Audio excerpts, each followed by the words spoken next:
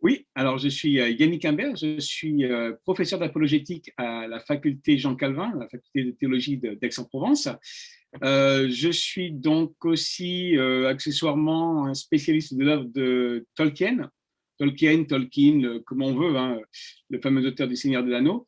Et depuis plusieurs années, je m'intéresse beaucoup au rapport entre foi et culture au sens très large, et en particulier le transhumanisme, hein, dont on parle aujourd'hui. Transhumanisme, ouais. En gros, le transhumanisme, c'est un mouvement culturel, scientifique, un peu philosophique, hein, qui va prôner l'amélioration, voire même le radical dépassement des limitations humaines, jusqu'à ce qu'on puisse devenir quelque chose d'autre.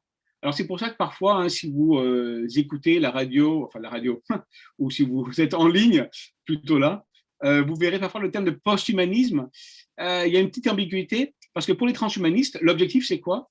Bah, on se dépasse tellement, on se transcende presque, et on devient post-humain, on est autre chose.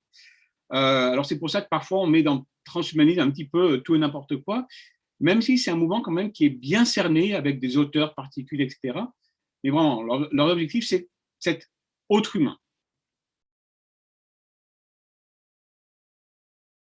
En fait, le transhumanisme, ce qui est vraiment intéressant, c'est qu'on pourrait le critiquer, on le critique facilement, en disant, regardez, ils essaient de devenir éternels.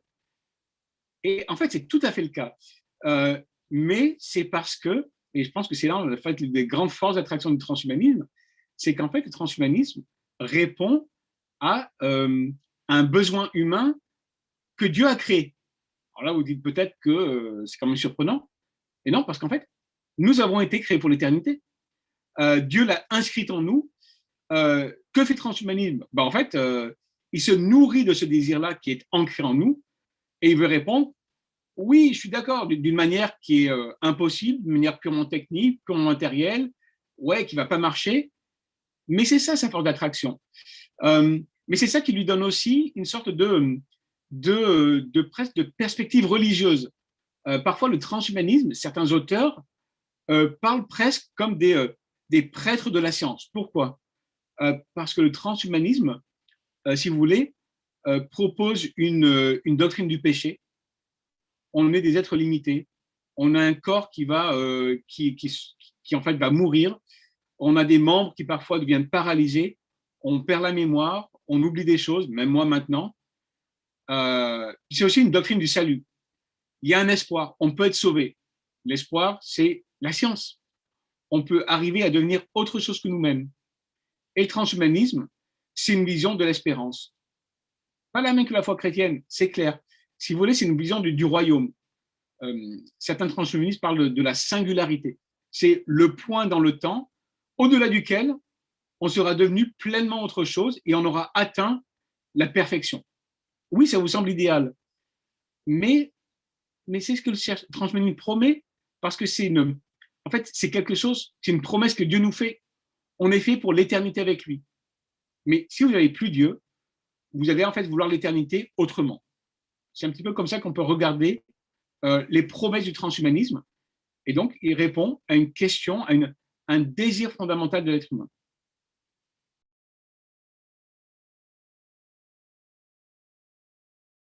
Oui, effectivement, le projet transhumain, vous en doutez, vous avez peut-être lu ça deux, trois fois, hein, est quand même très différent de ce qu'offre l'Évangile et de ce qu'offre une perspective de l'Écriture. Notamment le transhumanisme. Alors, je schématise un petit peu parce que le transhumanisme est quand même très divers. Vous avez des branches transhumanistes mormones, bouddhistes, chrétiennes ou vaguement chrétiennes. Mais en gros, le transhumanisme quand même va contester assez vivement le fait qu'on puisse même parler d'anthropologie. Anthropologie, il y a quelque chose qui s'appelle l'homme. Il y a une nature humaine qui est le socle de la dignité de l'être humain, de son intégrité, etc.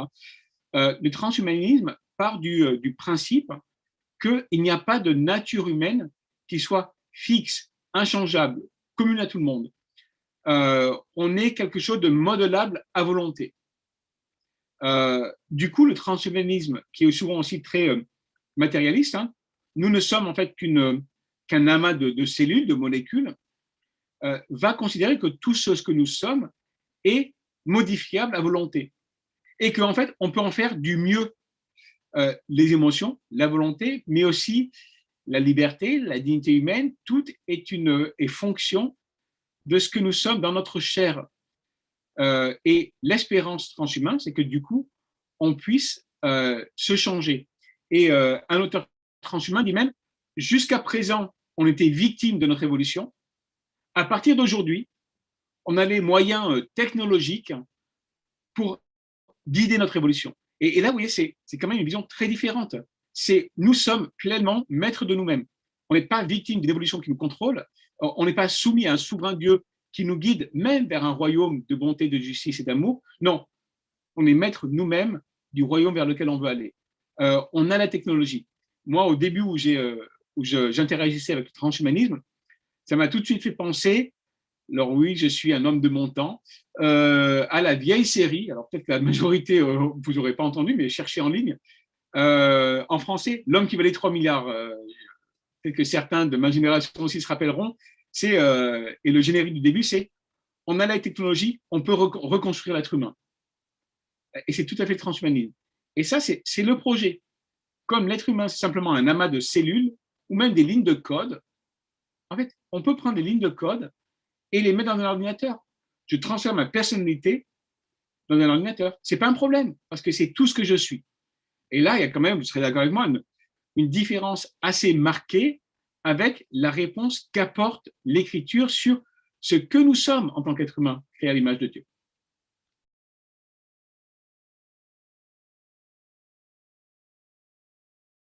C'est là où je pense qu'il faut être vraiment honnête avec, honnêtement, nous-mêmes chrétiens et aussi la personne avec qui on discuterait qui serait vraiment attirée, fascinée par le transhumanisme. Reconnaissons tout d'abord qu'il y a vraiment une attraction transhumaine. Je veux dire, dans un certain sens, qu'on soit d'accord ou pas, les transhumanistes, si je peux me permettre, hein, ce n'est pas des fous furieux. Ils sont souvent à la pointe de leur domaine, de l'expertise scientifique. Ils sont au top de la recherche sur l'intelligence artificielle, par exemple, et sont habités d'un désir profond qui me semble être un désir que nous avons tous en tant qu'image de Dieu. Et ça, il faut le reconnaître. Et c'est à ceci qu'il faut parler. D'un autre côté, il faut aussi mettre le transhumanisme au défi d'accepter les limitations humaines qui sont les nôtres. Et ça, pour le transhumanisme, c'est le plus difficile à accepter. Alors, comment faire? En fait, je pense qu'il est nécessaire, avec une solide vue de l'être humain, biblique, de montrer qu'en réalité, les limitations qui sont les nôtres sont pas mauvaises. Certaines sont en fait le fruit de notre création, Dieu, pas simplement les fruits de la chute. Oui, la déchéance de notre corps, notre mort, notre dégénérescence, c'est la marque de notre séparation d'avec Dieu. Et ça, il faut pouvoir le dire au transhumanisme, parce que le transhumanisme considère que ces limites-là sont naturelles, qu'elles sont données. Non, elles ne sont pas naturelles, elles ne sont pas normales. Et dans un certain sens, en faisant cela, vous avez un point commun avec le transhumanisme. Parce que le transhumanisme veut dire, non, la mort ne devrait pas être normale. Il y a même un auteur transhumaniste qui dit, si être humain, c'est mourir, alors refusons cette tyrannie. Allons-y, on va vaincre la mort, refusons-la. Et en fait, dans ce cas, le chrétien pourrait dire, Amen, Alléluia. Et moi, je vais te montrer que le seul espoir de vaincre la mort, ô mort, où est ta victoire, où est ton aiguillon? Le dernier ennemi qui sera détruit, c'est la mort. Mais c'est là qu'il faut avec le transhumanisme. C'est pas dans la contestation de la place de la technologie, etc., etc. Pourquoi pas? Mais dans la vie de tous les jours, c'est l'espérance au-delà de la souffrance et de la mort. Parce qu'il y a presque un point commun sur presque la révolte contre cela. Et peut-être que parfois, on a oublié ça, hein, en tant que chrétien, parce qu'on a une telle espérance qu'on a oublié que la mort ne devrait pas faire partie de ce que nous sommes. Elle en fait partie maintenant. On a une espérance. Même au cœur de la souffrance, on a un espoir, une espérance ancrée en Christ qui, Dieu devenant homme, ne s'est pas séparé de toute souffrance, il l'a pleinement porté. Il a tout vécu.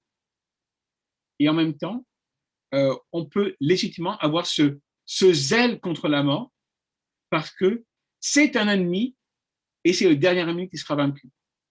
Et le transhumanisme qui recherche cela n'a pas d'espérance. Donc, saisissons cette espérance-là parce que nous avons la seule, c'est Jésus-Christ, le seul qui peut vaincre la mort. C'est ça qu'il faut proclamer au transhumanisme.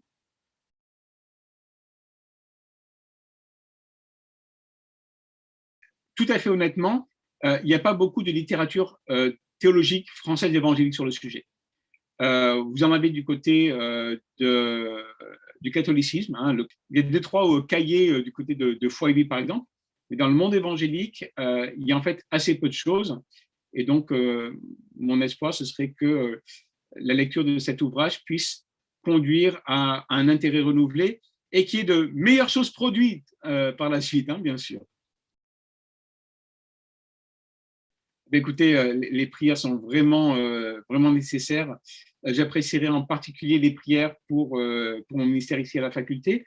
Il y a beaucoup d'enjeux, surtout dans ces temps post-pandémiques, etc., ou post ou pleinement pandémiques. Prier pour ma sagesse. Il y a des relations avec les étudiants. Il y a une communauté spirituelle qui se passe ici à la faculté, qui demande en fait beaucoup de sagesse chrétienne. Pour aussi mon humilité, sagesse et humilité qui en fait font qu'on est des modèles de vie chrétienne, ce qui est a priori impossible, seul Christ l'est, et pourtant. Donc beaucoup de besoins de sagesse et d'humilité, de discerner aussi les choses plus importantes. Il y a beaucoup de sollicitations, il y a beaucoup de défis, de choses à écrire. Qu'est-ce qui est prioritaire? Qu'est-ce qui est le plus important pour servir l'Église de Jésus-Christ? Et prier pour cela, parce que c'est comme ça que moi, je peux être utile pour vous tous qui m'écoutez ou qui peut-être considérez des études en théologie ici, à Nogent, à Vaux-sur-Seine ou ailleurs. Comment est-ce que moi, je peux vous servir? Et donc, j'ai besoin de discernement pour cela.